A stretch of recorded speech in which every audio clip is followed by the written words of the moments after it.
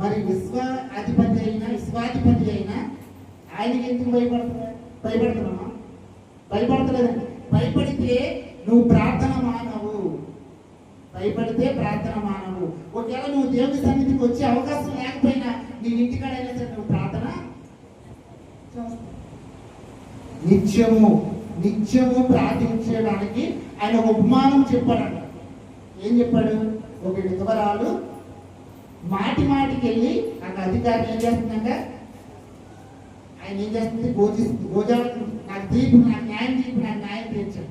ఆవిడ క్యాప తీసుకుంటా ఇసుకిస్తుంది. ఇసుకగా నిత్యము ప్రార్థన. దేవుని సన్నిధి ఉంటే దేవుని సన్నిధికి వచ్చి ప్రార్థన చేయి. సన్నిధి లేదు, ఈరోజు దేవుని సన్నిధి లేదు. దేవుని సన్నిధి ఇశ్రాయేలుని నడిపించింది ఎవరు? ఇశ్రాయేలు అరణ్యం నడిపించింది ఎవరు?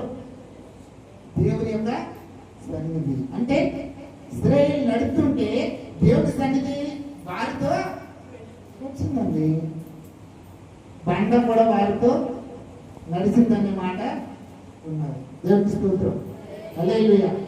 బండ నీరిచ్చిన బండ, హోరేబులో మోషే దర్శించిన బండ ఇశ్రాయేలు కానాను వెళ్ళే వరకు వాళ్ళని విడిచిపెట్టలే. ఆ బండ నుంచి నీళ్లు మళ్ళీ వస్తూనే ఉన్నాయి. దేవునికి స్తోత్రం. హోసన్ గారు పాట ఉంటుంది, అందులో రాస్తారు ఆ పాట, నాకు ఐడియా లేదు. అలాగా విశ్వ పాపములను మోసే యాగ పశువు. మొత్తం మన కోసమే కాదండి. ఇది దేవుడు ఏం చెప్పాడు? సువార్త ప్రకటించిన తర్వాత, చనిపోయిన తర్వాత మీరు సర్వ సృష్టికి వెళ్ళి సర్వ సృష్టికి సువార్తను ప్రకటించండి. నమ్మి రక్షణ పొందిన వారు, నమ్మి బాప్తిసం పొందిన వారు రక్షింపబడతారు, నమ్మని వారికి శిక్ష విధింపబడుతుంది. సర్వలోకానికి వెళ్ళి సువార్తను ప్రకటించబడాలి. సువార్త. దేవునికి స్తోత్రం. హల్లెలూయా. విశ్వ పాపములను మోసి యాగ పశువు. ఆయన మన పాపముల నిమిత్తము ఆయన అక్కడ మనకున్న గొప్ప అవకాశం ఏంటి తెలుసా? మనకున్న గొప్ప అవకాశం ఏంటంటే ఆయన శరీరాన్ని దాల్చి ఈ లోకానికి వచ్చాడు. ఇన్ని లోకాలు విడిచిపెట్టి ఈ లోకానికి ఆయన నరవతారముగా ఈ లోకానికి వచ్చాడండి. ఆయనను పట్టుకునే ఒక అవకాశం, ఆయన ముట్టుకునే ఒక అవకాశం, ఆయన వస్త్రము చెంగి ముట్టుకునే ఒక అవకాశము ఈ లోకములో నీకు దేవుడు అనుగ్రహించాడు. దేవునికి స్తోత్రం. హల్లెలూయా. హల్లెలూయా. వస్త్రపు చెంగు ముట్టుకుని స్వస్థత నీవు కలగడానికి, నీకు స్వస్థత కలగడానికి, నీకు మేలు కలగడానికి కూడా దేవుడు అవకాశాన్ని ఈ లోకంలో నీకు కల్పించాడని, ఈ లోకము ద్వారానే ఈ యొక్క సువార్తని విశ్వానికి మొత్తం కూడా ప్రకటించడానికి దేవుడు నిన్ను ఏర్పాటు చేస్తున్నాడని. దేవునికి స్తోత్రం. హల్లెలూయా. హల్లెలూయా. విశ్వంలోనే ఇందాక పాస్టర్ అక్కడ చెప్పారు కదా, 1,80,000 మందిని ఒక దూత ఏం చేసింది? సంహరించింది లేదా? ఎన్ని రోజులు పట్టింది? ఒక నైట్ కూడా ఎక్కువ సమయము కాదండి, కొన్ని గంటల్లో ఏం చేస్తుంది? ఒక దూత దేవుడు సువార్త ప్రకటించమని ఒక దూతకు అప్పు చెప్తే చాలండి కదా. మరి అది ఆడుకుంటే అవకాశం. దూతలకు లేనట్టి పరిచర్య ఓ పిలసకుండా వ్యాధిగా నీకిచ్చే గంధంబు. దూతలకు లేనట్టి పరిచర్య ఓ పిలసకుండా వ్యాధిగా నీకిచ్చే గంధము. భీతి ఏలా తినుము గ్రంథం తేనెవలె మధురముగా ఉండును. భీతి ఏలా తినుము గ్రంథం తేనెవలె మధురముగా ఉండు. జ్ఞానము నీ కప్పునోహితుడా, జ్ఞానంబునుంది స్వామిని సేవించు మోసకుడా. జ్ఞానము నీ కప్పునోహితుడా, జ్ఞానంబునుంది స్వామిని సేవించు మోసకుడా.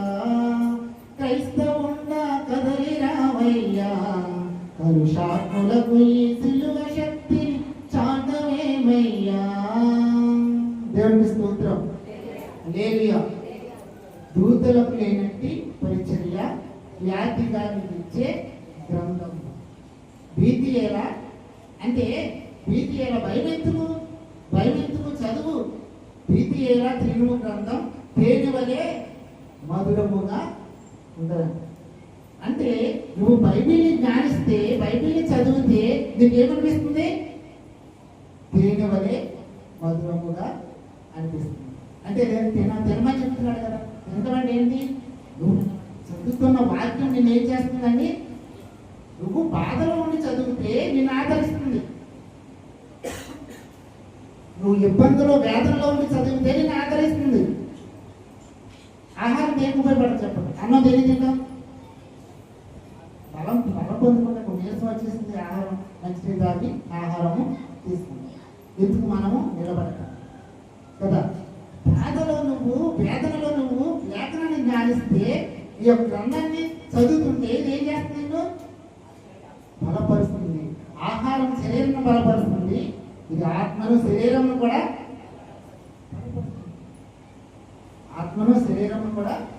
బలపరిచేస్తుంది. దేవునికి స్తోత్రం. హల్లెలూయా హల్లెలూయా. దూతలకు లేనట్టు పరిచర్య ఖ్యాతిగా నిలిచే గ్రంథం. స్వామిని సేవించుము సకుడు. సకుడు అంటే ఏంటి? స్నేహితుడా. స్వామిని, యేసు స్వామిని సేవించు. దేవునికి స్తోత్రం. హల్లెలూయా హల్లెలూయా. దూతలకు లేని పరిచర్య దేవుడు మనకి అనుగ్రహించాడండి. నీకు తెలిసిన వాళ్ళకి చెప్పు, బయటికి వెళ్ళి నువ్వు ఆగమేఘాలు నీకు చెప్పొస్తాను. నీకు పక్కన నమ్మడం లేరా? అందరూ నమ్మడం ఉన్నారా? నమ్మడం ఉన్నారు కదా. ఎక్కువ మాట చెప్పు. వినప్పుడు ఇంట్లేదు ఏదన్నా ఇవి ఉంటాయి కదా మనకి, చిన్న ఉంటాయి కదా స్వార్థకర అవన్నీ చాలు. దేవుడికి స్తోత్రం. భారము కలిగి ఉండాలి. ఈ భారము దాహము. నేను దప్పికొనుచున్నాను అంటే, ఆయన దాహం తీరిందానా? ఆయన దాహం తీరలే. ఆయన దాహం ఏంటి? శిష్యులు వచ్చి ప్రభా మేము ఆహారం తెచ్చామని అన్నప్పుడు ఏమన్నాడు దేవుడు? మీకు తెలియని ఆహారం ఇక్కడ ఎక్కడ? ఎవరితో మాట్లాడుతున్నారా? మనం ఎక్కడ మాట్లాడుతున్నారు? సమరయ స్త్రీతో మాట్లాడుతున్న సందర్భం అది. దేవునికి స్తోత్రం. హల్లెలూయా. నా తండ్రి యొక్క పని నేను సంపూర్తి చేయటయే, ఆ స్వార్థం ప్రకటించటయే నాకు ఆహారమై ఉన్నది. దేవునికి స్తోత్రం కలుగును. హల్లెలూయా హల్లెలూయా. తరగని వాక్యము తరగని వాక్యం తేనె వలె మధురముగా ఉంటుందండి. తేనె ఒకరోజు తాగి పక్కనెట్టేస్తామా? తేనె బాగోలేదు అనగలుగుతామా? అనదు. కానీ తేనె అధికముగా తాగితే ఏం ప్రాబ్లం? మరి అధికముగా తాగితే ఏముంది? దాని ఉద్దేశము కలుగు. సమయాన్ని బట్టి ఏగుజాముని తేనె తాగితే మంచిది కదా. తేనె నాశనం కదా. ఇక ఒళ్ళు పెరిగిన వాళ్ళు కట్ట ఏం చేస్తారండి? తేనె, నిమ్మకాయ తేనె దేనికి? బ్లడ్ సర్క్యులేషన్ పెరుగుతుంది, అది యొక్క కొవ్వును పెరుగుతుంది. అలాగే సమయాన్ని బట్టి నువ్వు తీసుకో. నిత్యము ప్రార్థన చేయి, నిత్యము బైబిల్ చదువు. కానీ భక్తి అధికము కాదు. అధికముగా నీతిమంతులు అయి ఉండదు అంటున్నాడు. అధికముగా నీతి ఉండాలి. అధికం నీతి అంటే ఏంటి? నిన్ను నీవు హెచ్చించుకోవడం. చూడండి, అసలు వాస్తవానికి మనకి దేవుడు 7 మాటలు పలికిన మాటలు, ప్రతి ఒక్క మాట కూడా మనం పలికే అర్హత మనకి లేదండి. ఆ సిచ్యువేషన్ తీసుకెళ్ళి, నేను అక్కడ తీసుకెళ్ళి సిరివేసి దేవుడు పలికిన మాట పలుకు అని చెప్పేదే మీరు పలుకుతారా? నేను పలుకుతానా? పలకద్దామా? ఒక్క దంత రక్తం పోతేనే చక్కగా హాస్పిటల్ తీసుకెళ్ళి రక్తం తప్పైంది, ఎక్కడ వెళ్ళాడుతున్నట్టు లేదో తీసుకురండి అని చెప్తాను. ఆయన రక్తదార మొత్తం ప్యాక్ చేసి మాటలు పలుకుతారు. ఆదరణ మాటలు మీకు దేవునికి స్తోత్రం.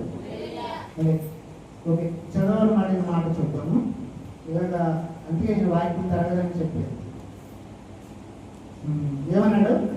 అప్పుడు యేసు గొప్ప శబ్దంతో కేక వేసి, తండ్రి నీ చేతికి నా ఆత్మను అప్పగించుకొనుచున్నాను నేను. ఆయన ఇలాగ చెప్పి ప్రాణము విడిచెను. తండ్రి, నీ చేతికి నా ఆత్మను అప్పగించుకొనుచున్నాను. ఎవరి ఆత్మ? దేవుని యొక్క ఆత్మ ఎవరికి అప్పచెప్తున్నాడు? తండ్రికి అప్పచెప్పుకుంటున్నాడు.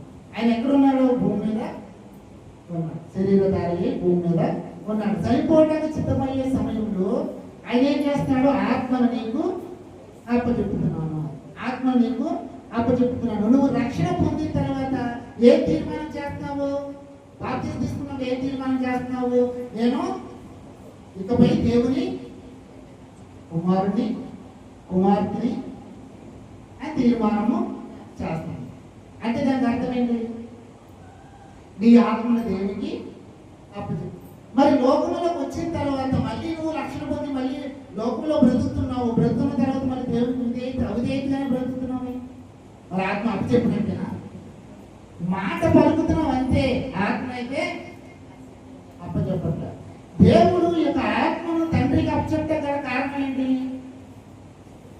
అంటే ఈ ఆత్మ ఇంకొకరు కూడా అప్పచెప్పే యొక్క పరిస్థితి ఉంది. ఇంకొకరు కూడా అప్పచెప్పలేదా? ఇందాక ఎవరు సాక్షి చెప్తారు, ఇక్కడ వాక్యం చెప్తేనే సాక్షి చెప్తారు. అది ఎవరు? కుమారుడు లోకంలో బ్రతికేవాడు మీరేనా? లోకంలో అంటే ఇప్పుడు ఈ ఆత్మ ఎక్కడ ఉంది? లోకానుసారమైన జీవితము జీవిస్తుంది. లోకానుసారమైన జీవితము అంటే ఆత్మను అప్పచెప్పుకునే విషయంలో కూడా మనకు ఒక తీర్మానము, మనకు ఒక అవకాశం ఉన్నదన్నమాట. యేసయ్య తన ఆత్మను ఎవరికి అప్పచెప్తున్నాడు? దేవునికి, తండ్రి నా ఆత్మను నీకు అప్పగించుకొనుచున్నాను అంటే ఇప్పుడు ఈ ఆత్మ తండ్రి దగ్గర ఉంటే ఇప్పుడు ఒక నూతిలోకి ఒక తెల్లవాళ్ళు అంటారు కదా, తెల్లవారు ఇంగ్లీష్ వాళ్ళు అంటారు కదా, వాళ్ళు ఏదో ఆకు కోసము ఒక దేశానికి ఒక గ్రామానికి వెళ్ళినప్పుడు, పల్లెటూరుకి వెళ్ళినప్పుడు ఆ ఆకు ఎక్కడ ఉందంటే ఒక నూతిలో, ఇది ఒక నూతులు ఉండే కదా, తెలుసుగా, బావి తెలుసుగా, తెలుసా తెలియదు బావి. ఈ నూతులు పాడైపోయిన నూతులు ఎక్కడో అడుగున ఉందంట. ఏదో ఔషధానికి సంబంధించిన ఆకు ఎక్కడో నూతిలో లాంగ్లో ఉందన్నమాట. లాంగ్లో ఉంటే ఒక వ్యక్తి, ఒక కుర్రాడు అక్కడ పాలనతనం చేస్తున్నాడు, గొర్రెలు కాసుకుంటున్నాడు, ఆవులు కాసుకున్నాడు తెలియదు. కానీ ఆ కుర్రవాడిని కేకేసి వాళ్ళు ఏం చేస్తారంటే, బాబు అది దిగి, మేము నేను పట్టుకుంటాము, తాడు కడతాము, నేను పట్టుకుంటాము, నువ్వు దిగి ఆ ఆకును మాకు కోసుకురా అని చెప్పినప్పుడు ఆ కుర్రాడు దిగనన్నాడు. ఎందుకని దిగనన్నాడు. తర్వాత మరి ఎలాగో మాకంటే ఆ కుర్రాడు ఏం చేస్తాడంటే తన తండ్రి దగ్గరికి వెళ్ళి తన తండ్రిని తీసుకుని, అర్థమవుతుందా ఆలోచించు, తన తండ్రిని తీసుకొచ్చి ఆ తాడు తండ్రికి ఇచ్చి ఆ తాడుతో కట్టేసుకుని తన తండ్రికి తాడిచ్చి తనకి ఎందుకు దిగాడు? ఏంటి? నమ్మకం ఏంటి? అర్థమవుతుందా? నమ్మకం లేదండి బయట మీద, తండ్రి మీద నమ్మకం. తండ్రి ఏం చెప్తాడట? నా ఆత్మ నీకు, తండ్రి ఇష్టపెడతారని నమ్మకం ఉంటుందా? ఆ భయం ఉంటుందా? మా నాన్న వదిలేస్తాడేమో భయం ఉంటుందా? బయట వాడికి ఒకేలా అదే బయట ఆ సమయంలో ఆ అడవిలో ఉన్నాడు, ఎక్కడ ఉన్నాడో తెలియదు. ఆ సమయంలో ఏదైనా క్రూర మృగంగా ఏదైనా వచ్చిందని ఏం చేస్తాడండి? వదిలేసి వెళ్ళిపోతాడు. అందుకే నేను గొర్రెల కొరకు ప్రాణం పెట్టడానికి వచ్చాను. గొర్రెల కాపరి కాదు కాబట్టి గొర్రెలను చెదిరిపోయినప్పుడు కాపరి ఏం చేస్తాడంట? వెళ్ళిపోతాడు. వెళ్ళిపోయినప్పుడు ఏమవుతుంది? గొర్రెలని చెదిరై పోతాడు. కానీ గొర్రెల కాపరి అంటే నేను నిజమైన గొర్రెల కాపరి, నేను ప్రాణం పెట్టడానికి వచ్చాను. దావీదు గొర్రె పిల్లను సింహము ఎలుగుబంటు పట్టుకెళ్ళిపోతున్నప్పుడు ఏం చేస్తాడంటే దావీదు? వదిలేస్తాడా? వదలలే. ఏం చేస్తాడు? గొర్రె పిల్లను రక్షించాడు, ప్రాణాలకు తెగించి. ఈ స్థానం ఏమని చెప్పండి? ఈ స్థానము దేవునిది, ఈ స్థానము దావీదుని దేవుడు ఏమి ఎక్కడ పెట్టిందా? దేవుని స్థానం అంటే తండ్రి స్థానంలో దావీదుని పెట్టి ఉంచాడు అన్నమాట. దేవునికి స్తోత్రం. హల్లెలూయా. అంటే తండ్రి రిస్క్ చేస్తాడనమాట నీకోసం ఏం చేస్తాడు? రిస్క్ చేస్తాడు. నువ్వు ఆపదలు పడిపోతే రిస్క్ చేస్తాడు. అందుకే కుమారుడు ఏం చేస్తాడంటే ఈ యొక్క ప్రజల నిమిత్తం పంపిణీ కుమారుడు ఆత్మ విషయంలో ఆత్మను దేవునికి అంటే ఆత్మ ఎక్కడ భద్రంగా ఉంటుంది? దేవుని వద్దే భద్రంగా ఉంటుంది. నీకు ఎక్కడికి వెళ్ళిన భద్రత లేదండి. లోకంలో భద్రత ఉన్నదంటారా? ఇప్పుడు మీరంతా చెప్పిన సాక్ష్యంలో భద్రత ఉందా? కురవాడికి ఉందా? లేదు కదా, భద్రత లేదు. ఏం చేశాడు? చెడిపోయాడు. భద్రత లేదు. లోకం అలా ఎందుకు? తప్పైన కుమారుడు విషయంలో కూడా మనకి కనబడుతుంది.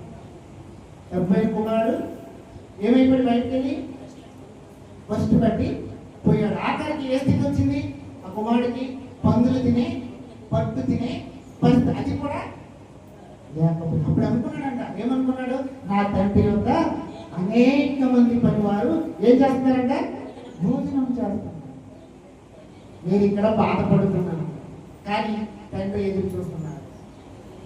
తండ్రి నీ కోసము ఎదురు చూస్తున్నారు. నువ్వు ఎప్పుడు వచ్చినా తండ్రి నువ్వు ఏ స్థితిలో వచ్చినా అక్కడ ఆ కుమారుడు పందులతో తిరిగాడు, పొట్టులో తిరిగాడు. ఆ యొక్క వచ్చి ఆ మురుకు పంటతోనే తన స్థలానికి వచ్చాడు. వచ్చినప్పుడు తండ్రి చూసి ఏం చేశాడండి? ఆ గౌరవ పరివారం తీసి పిలిచి ఏదైనా శుభ్రంగా స్నానం చేయించి బట్టలు కట్టించమన్నాడా? ఏం చేశాడు? గౌరవ వచ్చి గౌరవ మెడ దిగి వచ్చి కుమారుని అత్తుకొని ఉగ్గులించుకుని ముద్దు నువ్వు పెట్టుకుంటావా? నీ పిల్లలను పెట్టుకుంటావా? బురదలో దొరికి వచ్చాడండి, డ్రైనేజీలో పడిపోయాడండి, నువ్వు పెట్టుకుంటావా? పెట్టుకుంటావా? దేవునికి స్తోత్రం.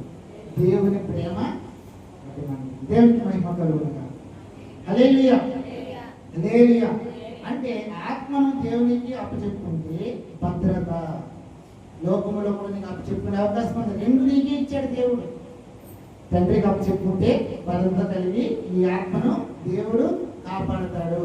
ఇక్కడ ఇంకో మాట ఏంటంటే, దేవునికి నీ ఆత్మ అప్పచెప్పితే నువ్వు చనిపోయే ముందైనా నువ్వు బ్రతికొండగైనా దేవునికి ఆత్మ అప్పచెప్పితే రేపొద్దున్న రెండో రాత్రుల్లో దేవుని దగ్గర ఉన్న ఆత్మ ఈ యొక్క శరీరంలో ప్రవేశిస్తుంది. అర్థమైందా? అర్థమవుతుంది. ఈయన ఆత్మ చెప్పి ఎక్కడికి వెళ్ళారండి?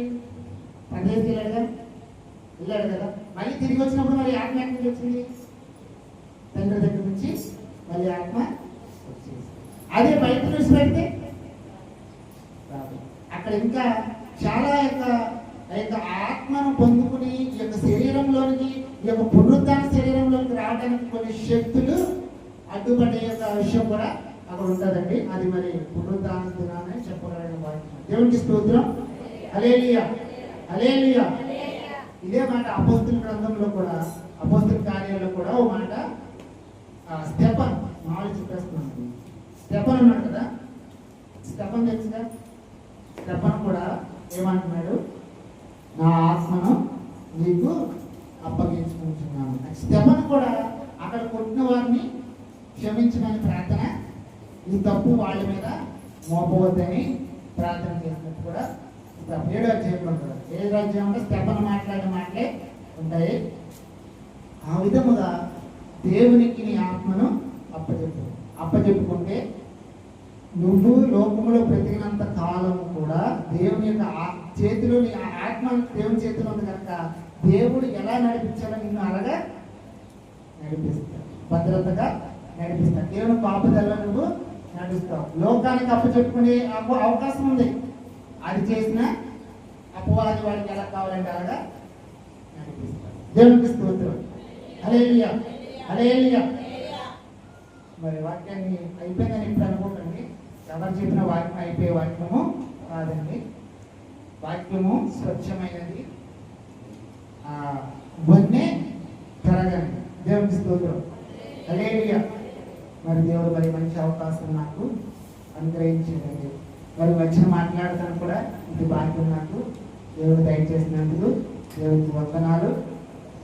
మీ అందరూ కూడా దేవుని యొక్క ఆత్మ దేవునికి అప్పచెప్పుకుంటే మీకు భయము లేకుండా మనము బ్రతుకుతాము. దేవుని యొక్క మీరు అన్ని భయభక్తులు కలిగి ఉండాలని దేవుని పేరట మీకు ఆజ్ఞాపిస్తూ ఈ యొక్క చిన్న వాక్యాన్ని దేవుని పేరట ముగిస్తున్నాం. దేవుడి వాక్యం దీవించి ఆశీర్వదించుకుంటాం. ఆమేన్. ఆమేన్.